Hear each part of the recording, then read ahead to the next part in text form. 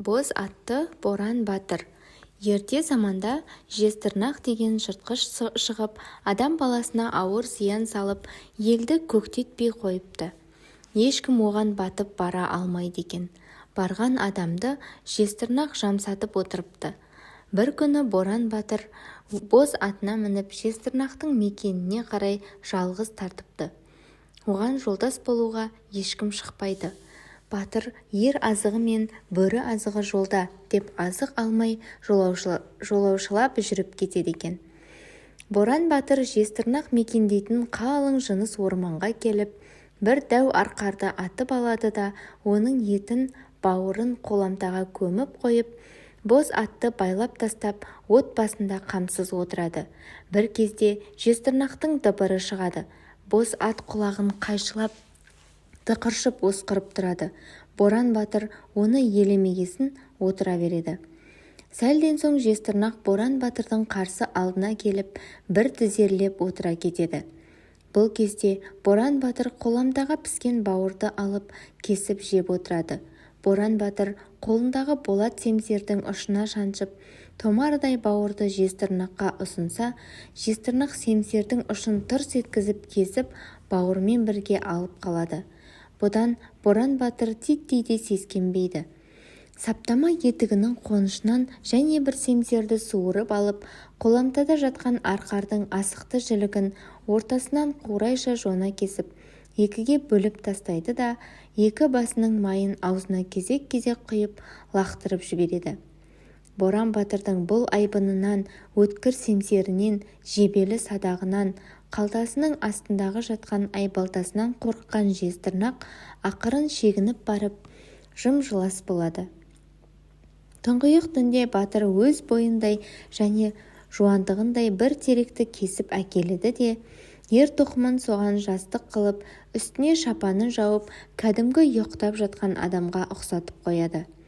Содан соң өзі жеңілтектеніп садағын қолына алып, жанындағы үлкен теректің басына шығып, жезтырнақтың келуін аңдып отырады.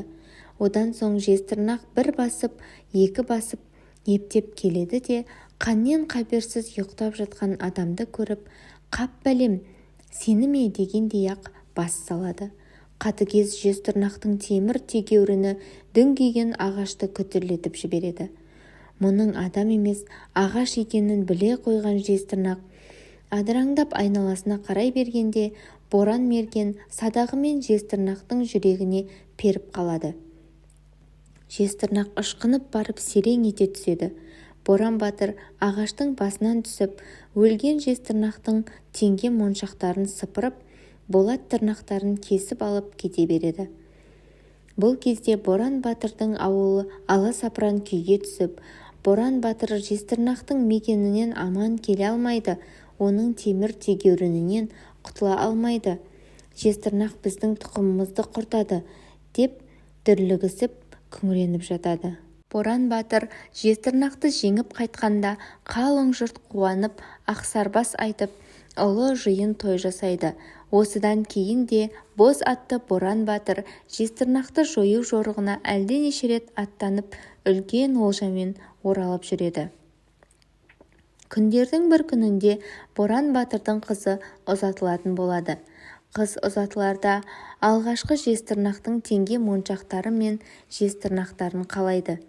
Әкесі оны алса, өміріне қатердің ауыр екенін қаншалық айтса да, қызы көнбейді. Ақыры әкесі қызына беруге амалсыз мақұл болады. Бірақ берерінде қызына: «Қарағым, үйіңе қайтқанда сан сақта, түнгі ұйқыңа сақ бол, таңға жуық тауық бол» дейді. Сонымен қыз әкесінің берген бөзі мен сөзіне разы болып ұзатылып кетеді.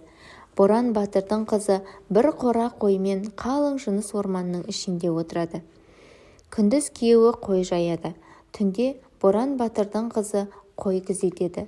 Әкесінің айтқанын есінде сақтап, сойған қойдың санын шаңыраққа асып қатырып қояды. Түнгі ұйқыға сақ болып, таңға жуық орнынан тұрып алады да, үнемі жіп иіріп әндетіп отырады. Бір күні таңға жуық болғанда ит абалап қатты үреді.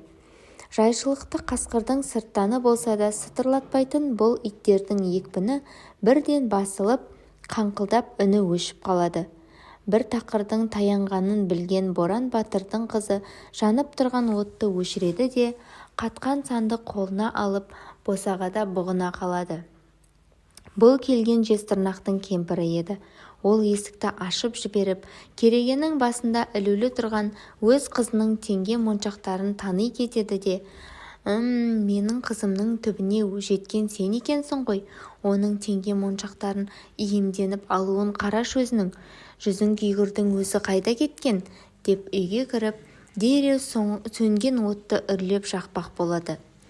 Осы кезде босағада сақадай сайланып тұрған Боран батырдың қызы от үрлеп жатқан жезтырнақ кемпірдің басына қатқан санмен періп-періп жібереді. Сом білек, соны қайрат жезтырнақ кемпірдің басын отқа тығып, омыртқасын опырады. Содан былай Боран батырдың қызы да батыр атанады. Ел аузында боз атты Боран батыр және оның ұрпағы жезтырнақтың тұқымын құртқан екен деген аңыз таралады.